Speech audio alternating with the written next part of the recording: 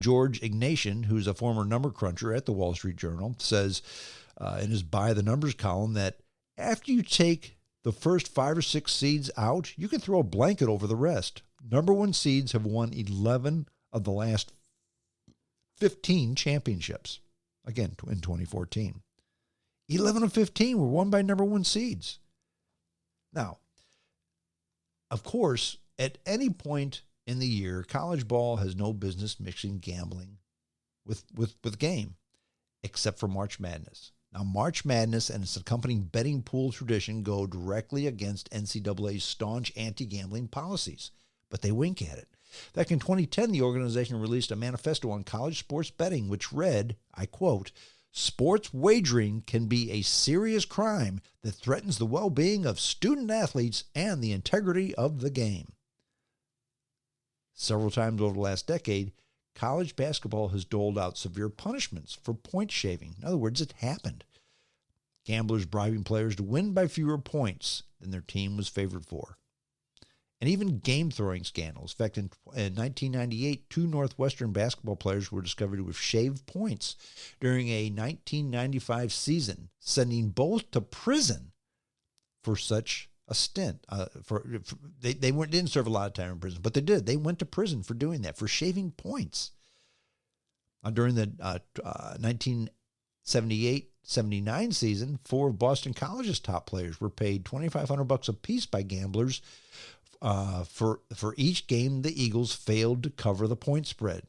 Now, the scheme, engineered in part by Henry Hill of Goodfellas fame, you all know Henry Hill if you saw the movie, one of the players, Rick Kuhn, served 10 years in prison for shaving points. In 1985, a point-shaving scandal at Tulane involved drugs and money so widespread that the university president dropped basketball from the program for a while, for 5 years. Okay? So if you think what I'm saying can't happen, friends, it already has. And it's been going on for a long time. In fact, the mother of all college basketball scandals took place back in the 1950s, involved 32 players at 7 schools who accepted bribes from gamblers in games between 1947 and 1950.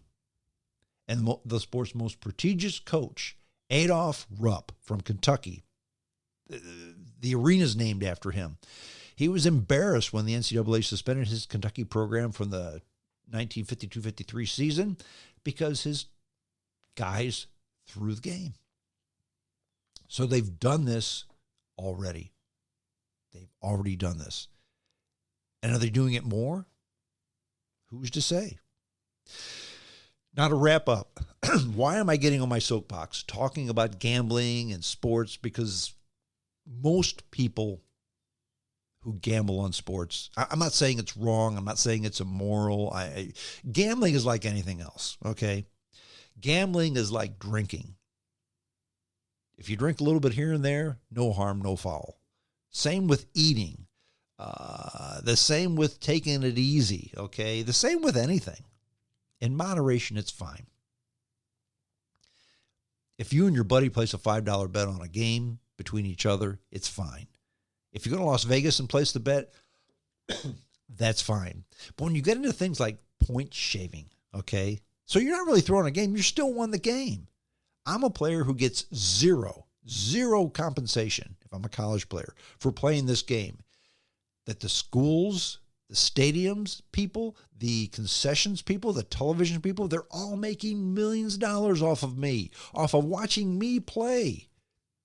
Me. And I make zero. So I accept a $2,500 bribe for shaving some points. My team still wins. We just won by 18 instead of 20. Where's the harm in that? The one kid got 10 years in prison for that. 10 years for racketeering. What's the solution? Don't know that there is one. But I can tell you this, and it's not an if, it's a when. As soon as the first NFL, NBA, MLB game is determined to have been altered by gambling, by betting, then the party will be over.